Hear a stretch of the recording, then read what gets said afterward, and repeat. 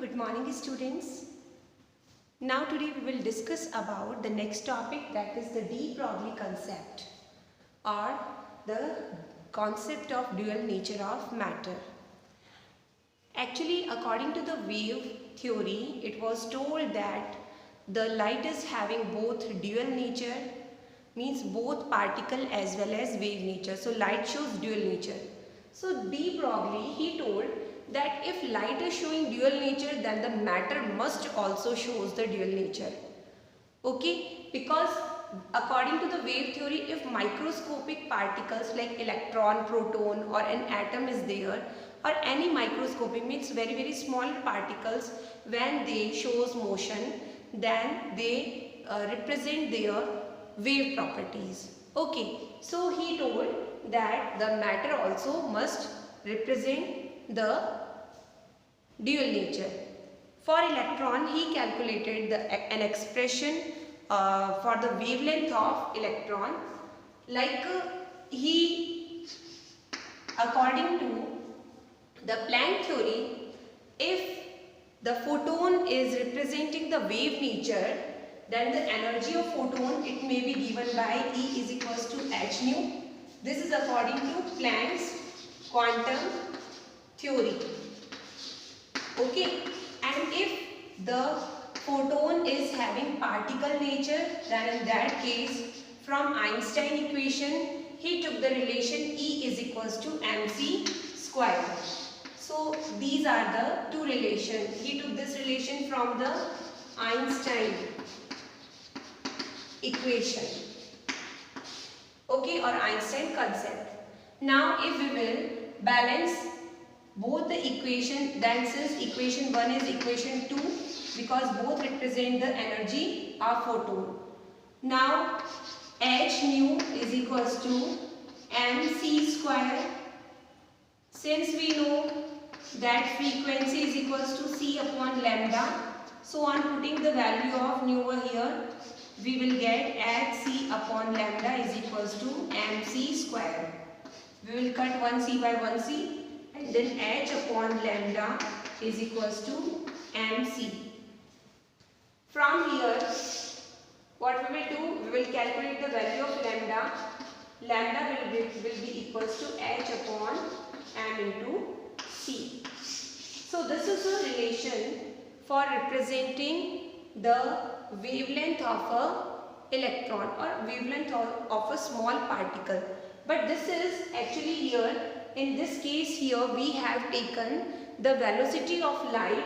So this is the wavelength of a photon. This relation represents the wavelength of a photon. Okay, where c is equals to speed of light, that is 3 into 10 to the minus 8 meter per second. But in case if we are taking matter, that is for matter, this is the relation for the light, that is photon.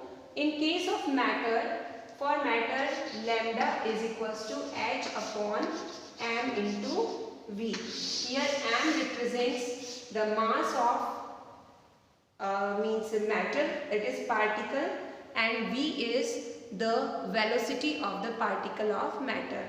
So these are the two relations. Okay, now h upon mv, since mv is equals to momentum, so this relation can be extended to lambda is equals to h upon p, that is momentum. Now he also told a relation between the kinetic energy as well as the wavelength. Since kinetic energy is equals to half m into v square. Okay, we can represent the kinetic energy by Ke or E and at the base K. Okay, now on multiplying it, 2 Ek is equals to mv square. If we multiply both sides by m, then in that case 2 Ek m is equals to m square v square. Okay, or m into v is equals to under root 2 Ek m. Fine, because this is square, so here it will be, we will put, means इस side का क्या हो जाएगा root.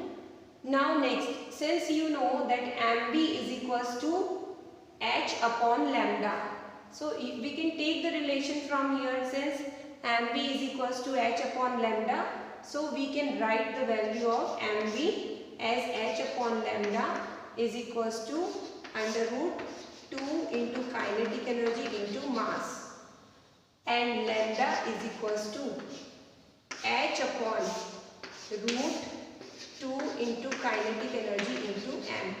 So in this way he gave the value of wavelength of the electron. Okay, wavelength of the electron as well as wavelength of the matter. Okay, so here it represents the wavelength of an electron, a small particle, and here it represents the relation for the between the wavelength as well as kinetic energy, or wavelength, given expression for the wavelength of a particle of matter.